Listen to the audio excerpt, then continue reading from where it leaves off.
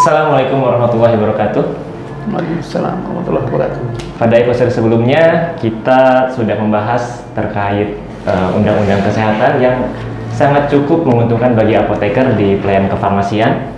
Dan pada kesempatan kali ini bersama Bapak Apoteker Budi Raharjo, spesialis farmasi rumah sakit, kita akan membahas mengenai implementasi undang-undang kesehatan di praktek kefarmasian atau keapotekeran ya Pak ya.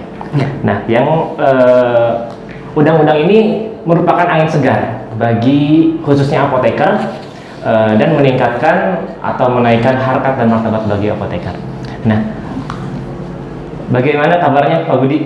Alhamdulillah baik, Mas Budi ya. Kita sama-sama namanya Budi ya. B kuadrat ya. Ya. Nah, bagaimana sih apoteker itu bisa ikut berjuang di undang-undang kesehatan ini Pak Budi? Ya. Terima kasih. Assalamualaikum warahmatullahi wabarakatuh, teman-teman semuanya, apoteker se-Indonesia. Perkenankan saya menjelaskan bagaimana kita bisa berperan ya, berperan dalam memasukkan peran-peran keapotekeran di dalam undang-undang ini. Dulu kalau kita masih ingat waktu sekitar tahun 2022, itu kita pernah melakukan berbagai upaya ya untuk memasukkan undang-undang praktek apoteker. Undang-undang praktek apoteker kita waktu itu silaturahmi dengan anggota DPR saya ingat waktu itu tanggal 8 Juni ya tahun 2022 ya. Kemudian kita akhirnya tahun 2023 waktu itu ada prolegnas ya, undang-undang praktek kefarmasian ikut masuk ya. Namun memang saat itu saya ingat sekali kita diterima oleh pimpinan Komisi 9 Bapak Melkiades Lakalena, dia apoteker ya. Dari Komisi 9 dia menjelaskan waktu itu sudah ada dalam tanda petik selentingan ya bahwa akan ada undang-undang Omnibus Law yang tentang undang-undang kesehatan, Omnibus Law. Nah, beliau sampaikan, saya ingat sekali, beliau sampaikan bahwa ya kalau aspirasi teman-teman apoteker ini tidak masuk ke dalam undang-undang khusus untuk apoteker, maka akan dimasukkan ke dalam Omnibus Law, dalam Omnibus Law kesehatan. Dan alhamdulillah beliau menepati janji ya. Ketika beliau diberi tugas untuk menjadi ketua panitia kerja RUU kesehatan yang sekarang sudah terbit ya, tanggal 8 Agustus kemarin sudah disahkan, sudah ditanda oleh Bapak Presiden menjadi Undang-Undang Nomor 17 tahun 2023. Ya, ini hadiah untuk 17 Agustusan kita ya. Bagi apoteker seluruh Indonesia ya Pak ya. Itu kita alhamdulillah itu banyak sekali pasal-pasal yang menguntungkan bagi apoteker.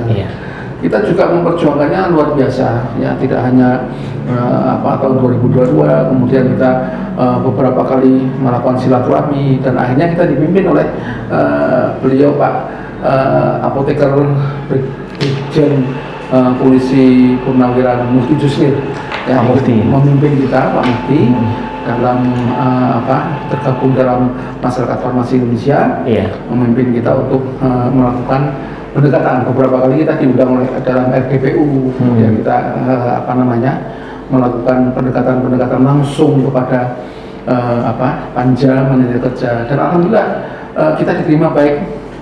Dan yang saya luar biasa takjub itu saat itu ternyata memang banyak sekali anggota dewan yang tidak paham apoteker itu apa. Selama ini jadi selama ini kita ngapain saja nggak pernah menjelaskan bagaimana peran apoteker untuk masyarakat. Alhamdulillah kemarin itu kita bisa diterima baik, maka jadilah undang-undang yang luar biasa ini ya, yang kita bisa nikmati sekarang, Undang-Undang Nomor 17 tahun 2023 tentang kesehatan. Itu ceritanya dulu. Mantap sekali, berarti perjuangan sekitar berapa tahun, dari 2020 ya, cukup lama ya. Nah, 2020, 2022 dan pasang surut ya. Nah, lalu implementasi yang menguntungkan itu ada dari undang-undang tersebut itu apa aja Pak Budi? Dari mohon maaf Pak Budi, dari pelayanan, terus industri, kemudian pendidikan mungkin ya, dan lain-lain. Gimana Pak Budi? Jadi begini, undang-undang ini sangat berbeda sekali ya dengan undang-undang kesehatan yang lampau, yang nomor 36 tahun 2009 yang sudah dicabut. Iya. Ada juga undang-undang tentang tenaga kesehatan nomor 36 tahun 2014 dan juga sudah dicabut. Bersama dengan itu juga dicabut juga undang-undang tentang praktek kedokteran, undang-undang tentang keperawatan, undang-undang kebidanan juga ikut cabut. Yang terbaru kan tahun 2019 bidan bisa membatalkan undang-undang kebidanan. Oh iya, baru jadi justru ya. Itu dicabut itu. Iya. Ini. Ya makanya beliau-beliau yang ada di organisasi bidan sangat kecewa sebetulnya. Ya bagaimana lagi karena memang harus dijadikan satu. Karena Omnibus Law ini menjadikan semuanya terintegrasi, terintegrasi dengan baik, nggak sendiri-sendiri. Nah, yang istimewa ini yang perlu saya sampaikan kepada teman-teman semuanya, para apoteker di seluruh Indonesia, di dalam undang-undang ini ada lima kata apoteker. Di mana yang undang-undang kesehatan sebelumnya tidak ada. Undang-undang 36 tahun 2009 tidak ada.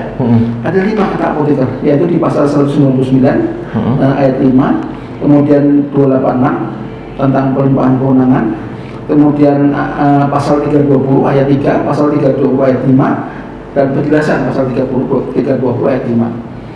5 kata apoteker, 1 kata apoteker spesialis. Ya, di pasal 199 ayat 5 dan ada 2 kata apotek. Ada 2 kata apotek di pasal 170 dan 175 ayat 3. Itu istimewa sekali menurut saya, di mana di undang-undang sebelumnya tidak ada kata apoteker, apoteker spesialis dan apotek. 1 kata apoteker spesialis itu sangat berarti karena selama ini teman-teman yang sudah ada spesialis itu di nuklir farmasi di Unpad ya Pak? Di Unpad pendidikan sudah berjalan Pak? Sudah meluluskan spesialis nuklir farmasi. Namun mereka teman-teman itu belum mendapatkan STR apoteker spesialis. Yang barunya STR apoteker saja. STR apoteker ya Pak? Iya, sehingga kewenangan dan sebagainya belum masuk di sana. Dengan adanya 1 kata apoteker spesialis di sini, alhamdulillah teman-teman ini dan Hiswasi, himpunan seminar farmasi rumah sakit juga sudah mulai ini menyusun beberapa jenis spesialis lagi. Ya, ada tambahan lagi 4, jadi total ada 5. Ya, spesialis penyakit, apoteker spesialis penyakit dalam, pediatri, intensif, ya, kemudian onkologi. Ini bersama-sama akan maju sehingga nanti karena sudah ada 1 kata apoteker spesialis, insya Allah kita akan ada STR apoteker spesialis. Tentu saja dengan kewenangannya. Ya, ada apoteker spesialis, yang ini nanti ke depan harus disusun. Apoteker apoteker spesialis kewenangannya apa? Itu nanti arahnya ke sana. Kemudian juga masalah pendidikan. Nah, pendidikan juga luar biasa. Di sini sarjana farmasi dari pendidikan apoteker itu langsung kembali seperti dulu. Zaman saya dulu tidak ada pemisahan antara sarjana farmasi dan apoteker. Kalau sekarang kan ada sarjana farmasi sendiri masuk ke TTK. Dan sekarang ini sarjana farmasi sudah tidak bisa praktek karena mereka bukan tenaga kesehatan di dalam undang-undang ini. Jadi nanti S1 farmasi itu harus apoteker supaya dia menjadi profesi dan menjadi tenaga kesehatan. Kemudian tenaga kesehatan lain yang dulu namanya TTK di PP 51 itu sudah berubah namanya sekarang menjadi tenaga vokasi farmasi. Vokasi kesehatan. Jadi vokasi. Tenaga vokasi tidak bisa menjadi penanggung jawab. Tenaga vokasi itu bekerja di bawah supervisi dari profesi. Ya, dan itu sudah berlaku di rumah sakit, ya, perawat itu vokasi pasti di bawah supervisi nurse. Profesi. Itu seperti itu. Sudah berlangsung. Itu dari sisi pendidikan, ya, dari pendidikan. Kemudian ada lagi dari sisi tadi masalah jasa. Ya. Jasa. Nah, ini jasa yang paling menyenangkan ya. Ada di pasal 273. 273 ya. Daripada salah saya buka. Ya. Iya, benar. Daripada salah saya buka pasal 273. Ya, ini. Nah, ini.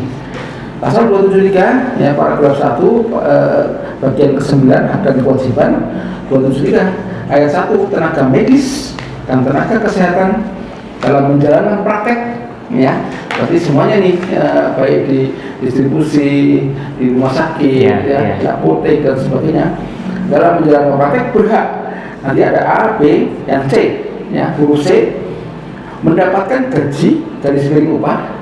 Nah, ini berikan di bawah ya, gaji, koma. Nah, ini koma itu berarti bukan atau ya, koma, tambahan lagi imbalan jasa. Berarti ada gaji, ada jasa. Iya. Dan ini tunjangan kinerja yang layak sesuai dengan ketentuan peraturan perundang-undangan. Artinya seorang tenaga kesehatan seperti ini apoteker ini, apoteker termasuk di dalamnya itu kalau dia bekerja di instansi. Apakah itu distribusi, apakah itu rumah sakit pelayanan, apakah itu industri, berarti dia berhak. Ya, ini katanya undang-undang ya, ini sangat jelas sekali. Iya. Ini idhar ya. Jelas mendapatkan, artinya jelas mendapatkan gaji, imbalan jasa dan tunjangan kinerja. Itu 3, ya, dapat 3 poin. Nah, itu jadi harus itu yang kita bisa sampaikan. Bagaimana dengan di apotek? Nah, di apotek itu ada sebentar saya buka catatan daripada salah. 277 ya, ayat 277. Nah, pasal 277. Pasal 277. Pasien mempunyai kewajiban ya.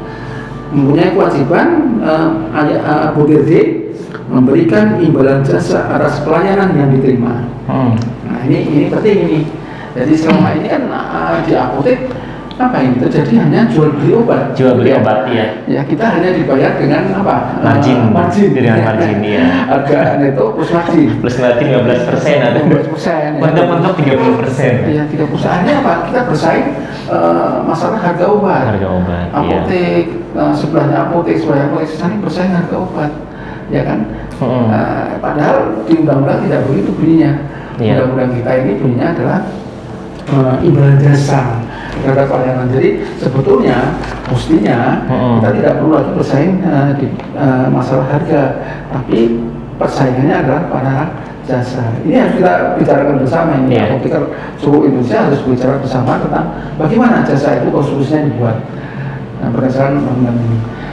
Terus Pak, bagaimana kalau misalkan si suatu instansi itu nggak menerapkan undang-undang ini? Katakanlah kan sekarang banyak ya Pak ya, meskipun udah dicantumkan di Undang-Undang Kesehatan sebelumnya, itu tapi yang kayak Jasper dan sebagainya itu malah memang nggak ada. Apakah kita berhak menuntut? Apa gimana itu untuk mestinya dengan adanya undang-undang ini, ya kita bisa menuntut, berhak menuntut. Karena ini bunyinya undang-undang. Undang-undang itu di dalam hierarki itu di atas peraturan pemerintah. Dan dia berada di bawah langsung undang-undang dasar. Nah, undang-undang dasar itu mengatur hak dan kewajiban warga negara. Nah, khusus untuk kesehatan warga negara kesehatan, nah ini hak dan kewajibannya di sini. Jadi merupakan hak kita untuk menyampaikan kepada pimpinan tempat kita bekerja ya bahwa kami memiliki hak ini. Dan ini merupakan kewajiban dari pemberi kerja itu kepada tenaga kesehatan untuk memberikan 3 hal ini: gaji pokok, imbalan jasa, dan tunjangan kinerja.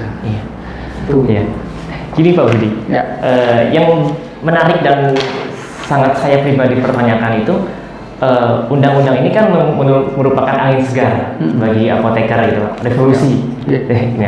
Lalu kenapa ada misalkan sebagian apoteker yang menolak undang-undang ini?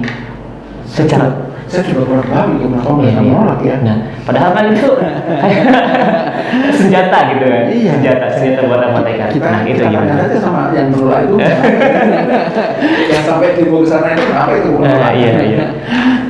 Nah, tadi ada bilang senjata ya. Saya jadi teringat ini pasal 320. Nah, ini 320. Ini senjatanya. Ada bilang senjata. Pasal 320 ini merupakan, kalau menurut saya ini merupakan pasal pengganti dari statute obat keras yang sudah dicabut juga kan. Dalam undang-undangnya ada 11 undang-undang yang dicabut di dalam undang-undang 11 undang-undang termasuk Satgas obat keras. Pasal 30, mari kita ke pasal 30 ya. Ya, saya buka pasalnya. Saya takut kalau tidak membawa undang-undangnya nanti kita takut salah. Undang-undang soalnya undang-undang nih. Dan kita broadcast ini kan nanti akan dibaca oleh disaksikan oleh teman-teman semua. Seluruh Indonesia. Pasal 320 ini disebutkan ayat 1, obat terdiri atas ya, obat dengan resep dan obat tanpa resep. Kata-kata ini sudah ada resep, bukan resep dokter. Dan nanti harapannya di aturan turunannya nanti resep itu definisinya sudah tidak lagi resep dokter. Resep adalah permintaan tertulis dari tenaga medis dan tenaga kesehatan. Jadi seperti hanya di luar negeri, ya, tenaga kesehatan itu sudah selain dokter sudah bisa membuat resep.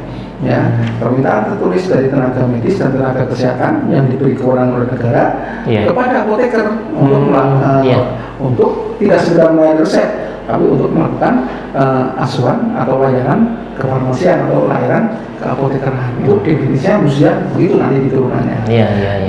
Jadi ini resep, bukan resep dokter. Ya. Oke, bukan hanya resep dokter saja. Karena di luar negeri sudah ada itu nursing as a prescriber, farmasis as a prescriber, ya apoteker sebagai penulis resep. Kemudian ayat 2-nya, obat dengan resep sebagaimana dimaksud ayat 1 huruf A digolongkan menjadi obat keras A, B narkotika, dan C psikotropika. Hanya ada 3. Hanya ada 3 obat dengan resep. Dan yang sangat jelas lagi, sekali lagi saya sebutkan ini idhar ya, pasal 320 ini mengembalikan lagi semua pelayanan obat hanya kepada apoteker. Itu di ayat 3 disebutkan. Obat dengan resep diserahkan oleh apoteker di fasilitas pelayanan kefarmasian. Apotek ya, di tempat lain fasilitas pelayanan kefarmasian namanya penunjang namanya apotek. Nah, ada 2 kan kata apotek tadi ya. Obat dengan resep diserahkan oleh apoteker.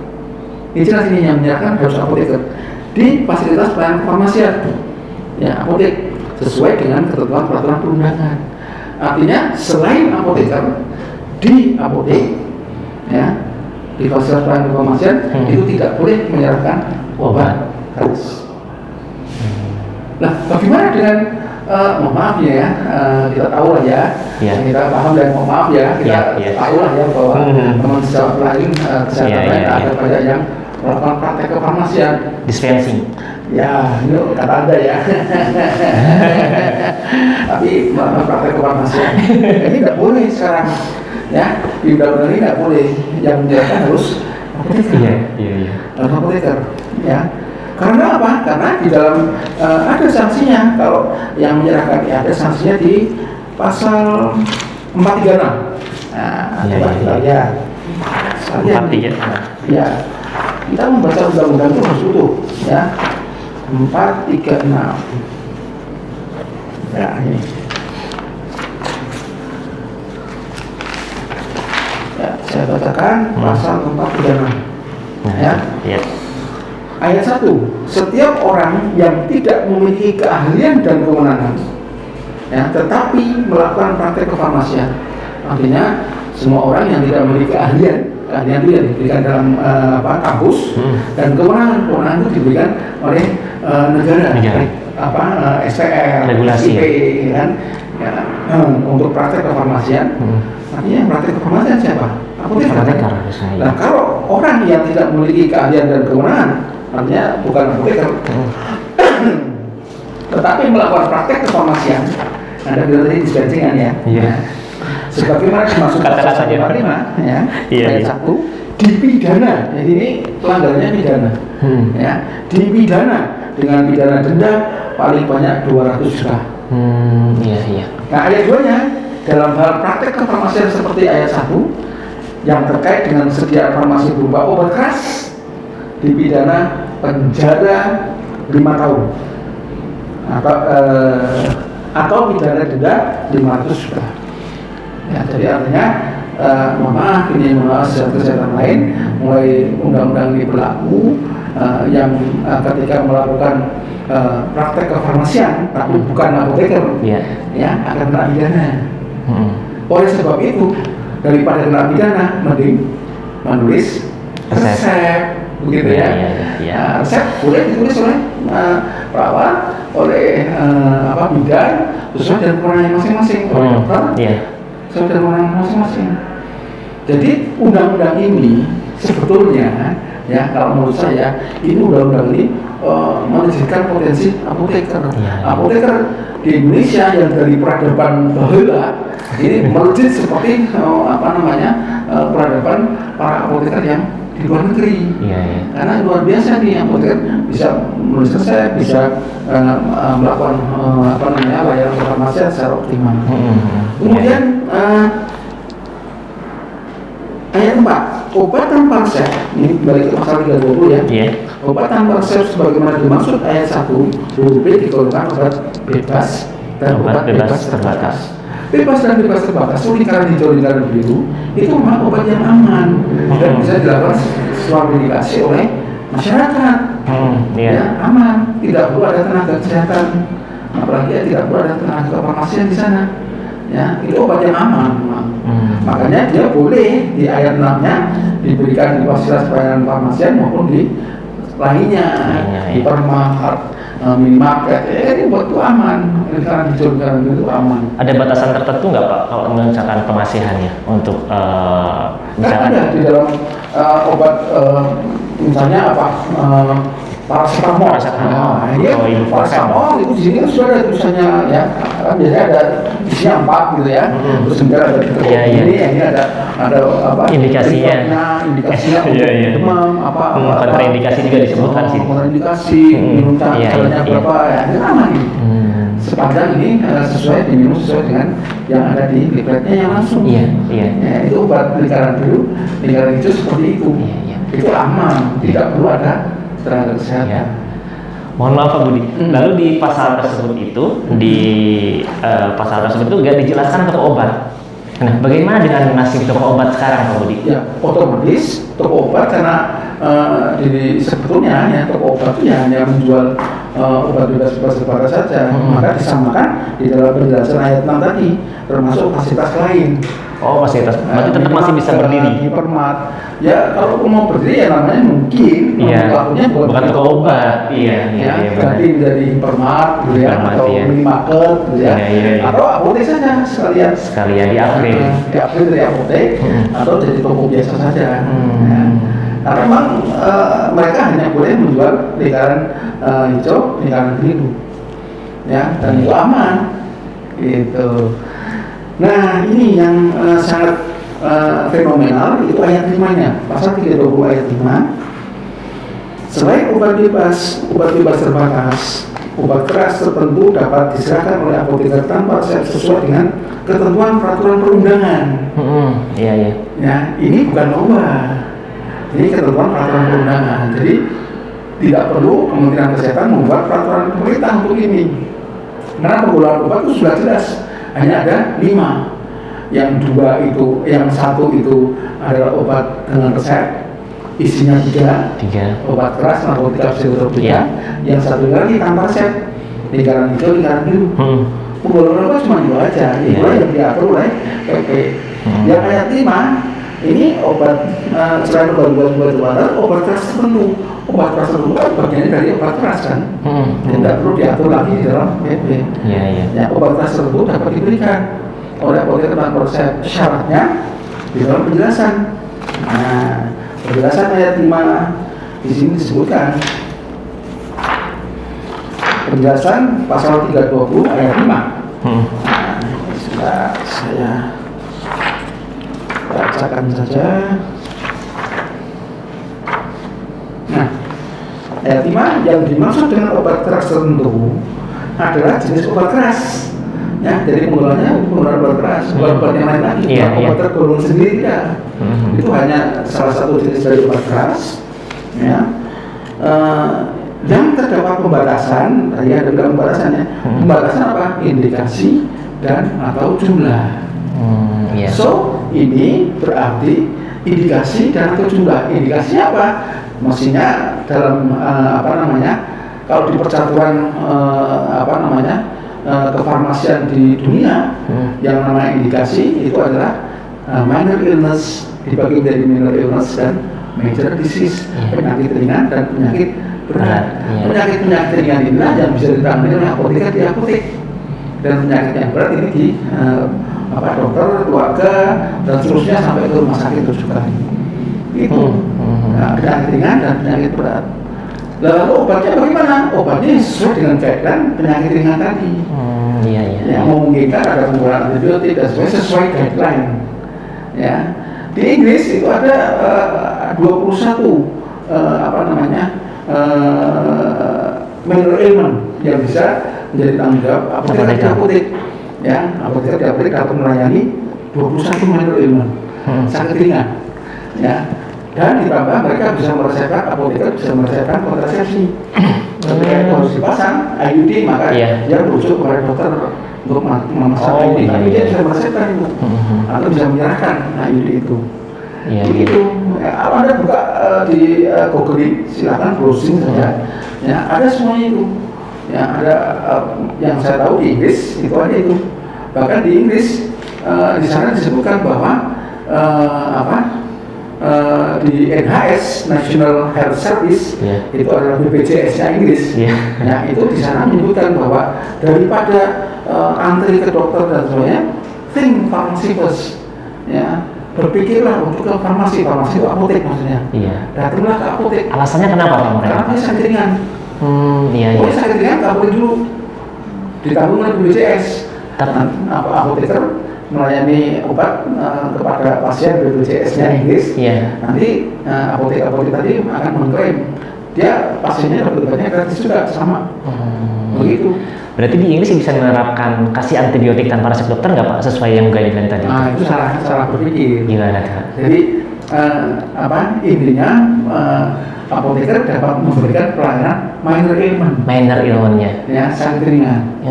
Sebab kalau kita bilang antibiotik tanpa resep dokter, itu dokternya marah. Ini sensitif ini ya. Jadi intinya pada minor ailment, sakit ringan. Kalau sakit ringan ya apapun guideline-nya ya bisa diberikan. Medikasi. Ini konsumsinya keliru ya. Kalau di dalam undang-undang ini yang namanya somedikasi bebas terbatas. Kalau apoteker dapat memberikan obat namanya POTR, pelayanan obat tanpa resep. Ya, jadi ada dua sekarang di dalam konstruksi undang-undang ini. Ada POTR, pelayanan obat tanpa resep, sama somedikasi. Somedikasi ini karena hijau, ini karena biru. POTR itu obat kelas tertentu tadi. Ada pembatasan indikasi dan ada pembatasan dan atau jumlah. Pasal 320. Ya. Kemudian yang ayat 7 perkembangan ilmu pengetahuan, pemerintah dapat menetapkan golongan dan sebagainya itu sangat sadar. Jadi teman-teman di panitia kerja DPR RI yang menyusun RUU ini sangat paham sekali bahwa obat itu paling aman apabila diserahkan oleh apoteker. Jadi dalam tanda petik ini pasal 320 ini kembali mengandangkan obat yang kepada apoteker. Karena masyarakat akan terlindungi penggunaan obatnya oleh apoteker. Itu yang jelas seperti itu. Beliau sendiri paham tidak ada makna lain ya. Anda lihat di ayat 3 itu tidak ada makna lain. Apoteker di fasilitas pelayanan kefarmasian itu jelas sekali. Ya, obat dengan obat keras harus diserahkan pada apoteker. Itu sangat jelas sekali. Jadi kalau kita melihat secara keseluruhan semua undang-undang dokter, undang-undang perawat, undang-undang bidan dicabut. Kita belum punya undang-undang. Benar. Kita punya PP dan kita diangkat ya karena kita bersama-sama dengan provinsi lain. Nah, karena dicabut semuanya, maka semuanya mulai dari nol. Mari kita mengukir ya sejarah baru pelayanan kefarmasian di Indonesia melalui Undang-Undang Nomor 17 Tahun 2023 ini. Lalu Pak Budi, ada nggak kehati-hatian atau yang harus diwaspadai terkait implementasi apoteker ini ketika apoteker berpraktek? Ya, apoteker berpraktek tentu saja harus menggunakan standar yang tinggi, standar keilmuan yang tinggi. Karena kita sudah dipasrahi oleh undang-undang, oleh negara, ya diserahi obat, dikembalikan lagi kepada apoteker. Tentu saja kita harus menerapkan standar keilmuan dan keterampilan klinik yang tinggi dimanapun kita berada. Jadi memang perlu banget upgrade ilmu ya Pak Budi, harus ya Pak Budi ya. Nah, kalau misalkan kita lebih ke kasus Pak Budi ya, kalau misalkan ada apoteker nih yang terkena kasus katakanlah ya, yang baik itu nggak disengaja, katakanlah kayak kemarin itu ada apoteker yang misalkan pas COVID itu kan disangka menimbun masker seperti itu Pak Budi. Ada nggak ini undang-undang ini untuk melindungi apoteker tersebut? Sebelumnya itu sudah banyak dibahas oleh di berbagai media ya, bahwa undang-undang ini tidak serta-merta ketika seorang tenaga kesehatan atau tenaga medis mengalami suatu kasus gitu ya, tidak serta-merta bisa dituntut. Ya kan? Tidak bisa serta-merta langsung diambil oleh aparat keamanan, polisi, jaksa dan sebagainya, tidak bisa. Nggak bisa. Ya harus ada diantar oleh tim, ya kan? Tim yang kemudian dia saya lupa istilahnya timnya apa, tapi tidak bisa langsung. Tidak bisa langsung. Baru setelah itu diteliti oleh tim tadi, tim yang juga pemerintah yang punya. Ini berarti memang bisa masalah etik misalnya. Etik ya urusannya pakai etik. Kalau hukum baru ada rekomendasi, karena memang itu terkait dengan masalah hukum pidana dan sebagainya. Ya tidak serta-merta bisa dicomot oleh polisi, comot oleh jaksa, tidak bisa seperti itu. Ya aman. Aman ya Pak. Jauh lebih melindungi semua tenaga kesehatan, jauh lebih terlindungi di dalam undang-undang.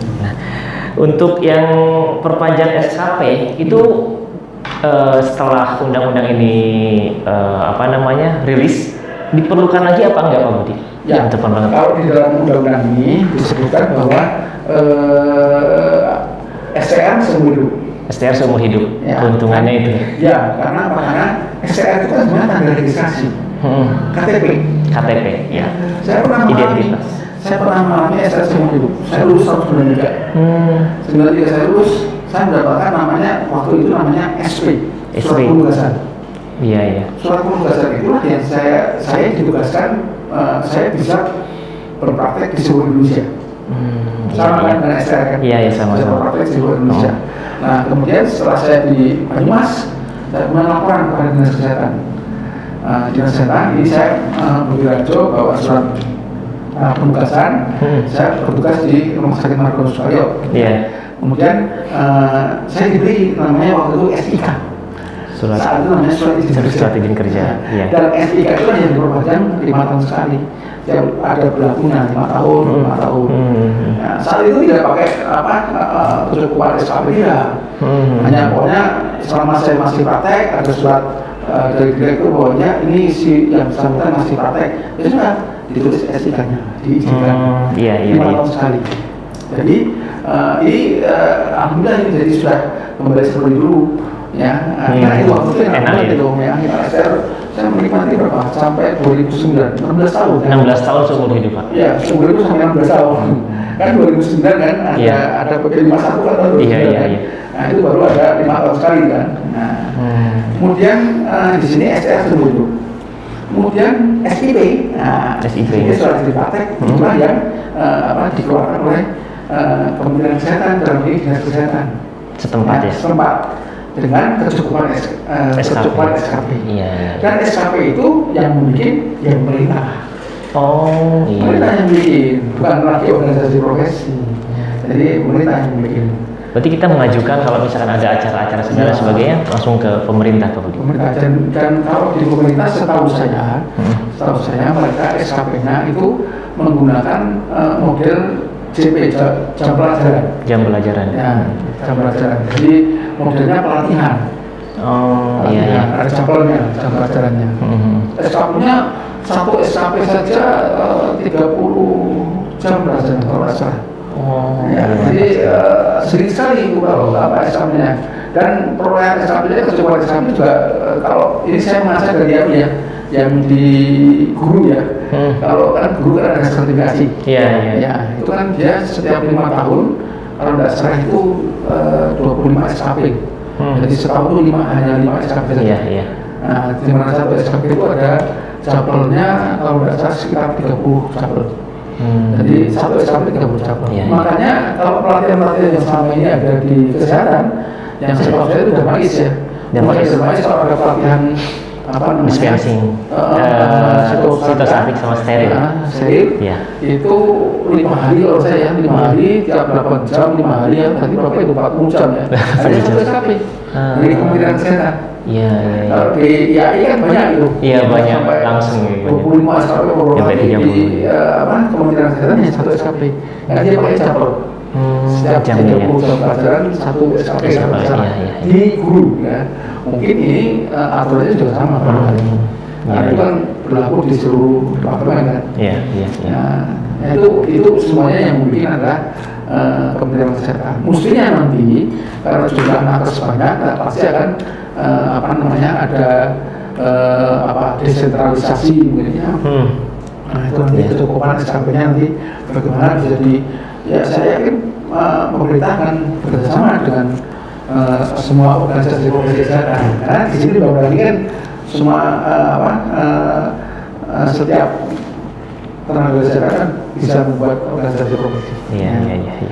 Terus ini Pak Budi, yang saya menarik sekali dengan pasal 199 ya Pak Budi, yang tentang ada apoteker spesialis. Ya barangkali nanti kedepannya saya juga bisa mengikuti jejak Pak Budi. Siap. Ya. Nah, apakah apoteker spesialis ini mudah diterapkannya? Maksudnya dari klasifikasi rumah sakit seperti apa yang membutuhkan apoteker spesialis? Apakah nanti ada syarat akreditasi? Untuk syarat akreditasi misalkan rumah sakit pemerintah pusat gitu kan, itu harus ada apoteker spesialis misalkan sekian gitu Pak Budi. Itu kita perjuangan bersama. Iya. Karena untuk persyaratan itu harus kita perjuangkan. Namun yang paling penting di sini sudah ada satu kata apoteker spesialis masuk dalam undang-undang, sehingga kita sudah mulai sah untuk memperjuangkan apoteker spesialis. Ya itu dan kalau dokter lebih maju lagi di sana ada spesialis dan ada konsultannya yang SP2 itu. Iya. Subspesialis. Nah, di dokter ada spesialis dan subspesialis.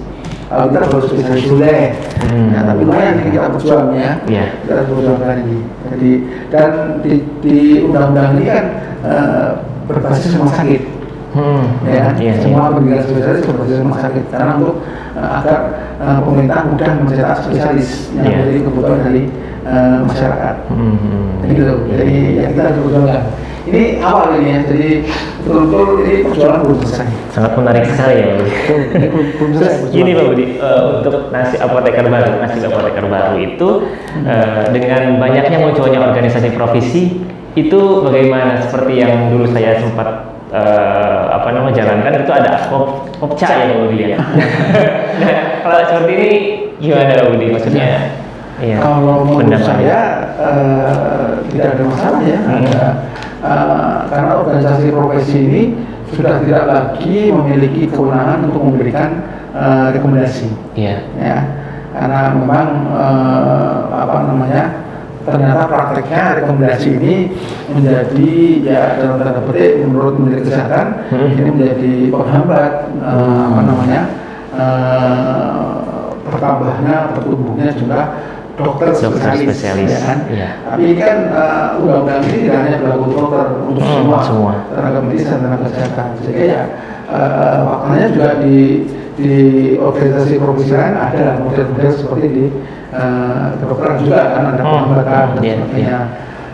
Bahkan saya melihat adik saya sepupu waktu mau mengambil satu spesialis mau mengambil sekolahnya aja mesti minta rekomendasi juga ke beberapa spesialis yang juga ada jumlah tertentu, ya.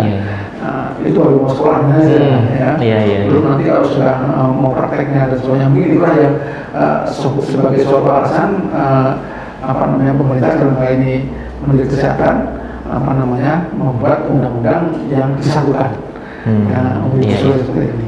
Berarti ini memang ada yang sebagian, ada sebagian yang bilang itu apakah undang-undang itu terlalu tergesa-gesa atau memang udah ini dengan matang dari ini? Karena Omnibus Law seperti itu Pak Budi, ada sebagian yang bilang seperti itu. Ya, kalau menurut informasi yang saya baca, saya saksikan di beberapa media mainstream dan sebagainya yang paling viral kan, Panja kan kakak Irma Suryani Caniago, Pak Merdi juga menyebutkan bahwa beliau sampaikan bahwa undang-undang ini sudah lama.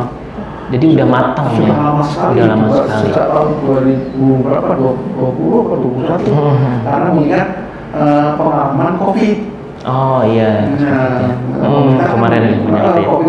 Agak susah untuk memperpanjang STR, kobol-kobol, butuh spesialis, susah sekali kekurangan dan sebagainya. Itu kan yang ketahanan kesehatan itu yang diuji pada saat COVID 2021 itu.